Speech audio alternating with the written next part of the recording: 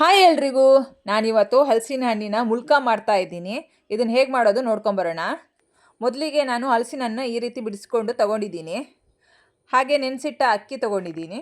ಅದರ ಜೊತೆಗೆ ಬೆಲ್ಲ, ಹಾಗೆ ಉಪ್ಪು, ಹಾಗೆ ತೆಂಗಿನಕಾಯಿನ ಈ ರೀತಿ ಕಟ್ ಮಾಡಿ ತೊಗೊಂಡಿದ್ದೀನಿ.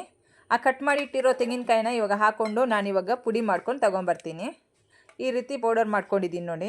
ಈಗ ಇದರ ಜೊತೆಗೆ ಬಿಡಿಸಿಟ್ಟಿರುವಂಥ ಹಲಸಿನ ಹಣ್ಣನ್ನು ಸ್ವಲ್ಪ ಹಾಕ್ಕೊಡ್ತಾ ಇದ್ದೀನಿ. ಹಾಗೆ ಇದನ್ನು ನಾನಿವಾಗ ಹಾಕ್ಕೊಂಡು ಚೆನ್ನಾಗಿ ಮುಚ್ಚಳ ಮುಚ್ಚಿಬಿಟ್ಟು ಪೇಸ್ಟ್ ಮಾಡಿ ತೊಗೊಂಬರ್ತೀನಿ.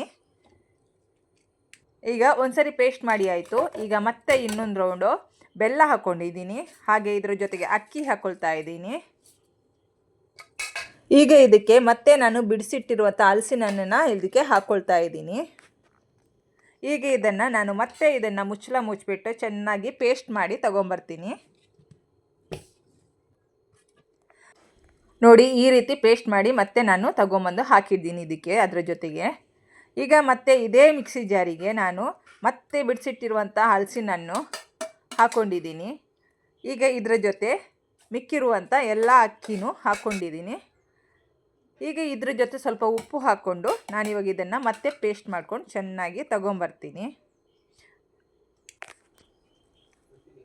ಈಗ ನೋಡಿ, ಎಲ್ಲ ಪೇಸ್ಟ್ನು ಇದರಲ್ಲಿ ಹಾಕ್ಕೊಂಡು ಇವಾಗ ಚೆನ್ನಾಗಿ ನಾನಿಲ್ಲಿ ಮಿಕ್ಸ್ ಮಾಡ್ಕೊತಾ ಇದ್ದೀನಿ.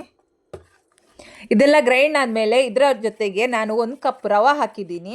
ಅದಾದಮೇಲೆ ಈ ರೀತಿ ಚೆನ್ನಾಗಿ ನಾನಿಲ್ಲಿ ಮಿಕ್ಸ್ ಮಾಡ್ಕೊಂಡಿದ್ದೀನಿ. ಆ ವಿಡಿಯೋ ನನ್ನದು ಎಡಿಟ್ ಆಗಿದೆ. ಈಗ ಇಲ್ಲಿ ನಾನು ಒಂದು ಪಾತ್ರೆ ತಗೊಂಡು ಎಣ್ಣೆನ ಹಾಕ್ಕೊಳ್ತಾ ಇದ್ದೀನಿ. ಈಗ ಈ ಎಣ್ಣೆ ಚೆನ್ನಾಗಿ ಬಿಸಿ ಆಗಬೇಕು. ಈಗ ಬಿಸಿ ಆದಮೇಲೆ ಈ ಎಣ್ಣೆಗೆ ಒಂದು ಸ್ವಲ್ಪನೇ ಈ ರೀತಿ ಎಣ್ಣೆಯಲ್ಲಿ ಹಿಟ್ಟನ್ನು ಬಿಡ್ಕೊತಾ ಇದ್ದೀನಿ.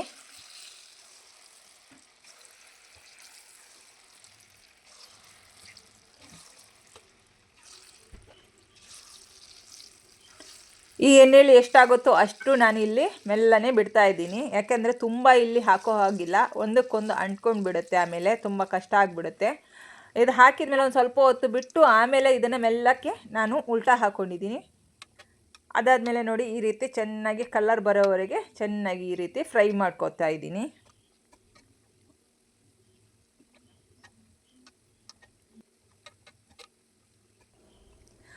ಇದು ರೆಡಿ ಆಗ್ತಾ ಬಂತು.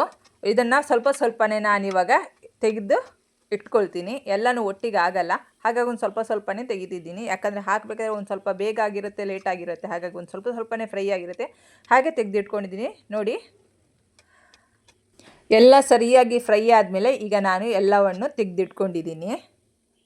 ಹಲಸಿನ ಹಣ್ಣಿನ ಮುಲ್ಕ ರೆಡಿಯಾಗಿದೆ. ನನ್ನ ಮತ್ತಷ್ಟು ವಿಡಿಯೋಗಳಿಗಾಗಿ ಲೈಕ್ ಮಾಡಿ, ಶೇರ್ ಮಾಡಿ, ಕಮೆಂಟ್ ಮಾಡಿ, ಸಬ್ಸ್ಕ್ರೈಬ್ ಮಾಡಿ, ಸಪೋರ್ಟ್ ಮಾಡಿ.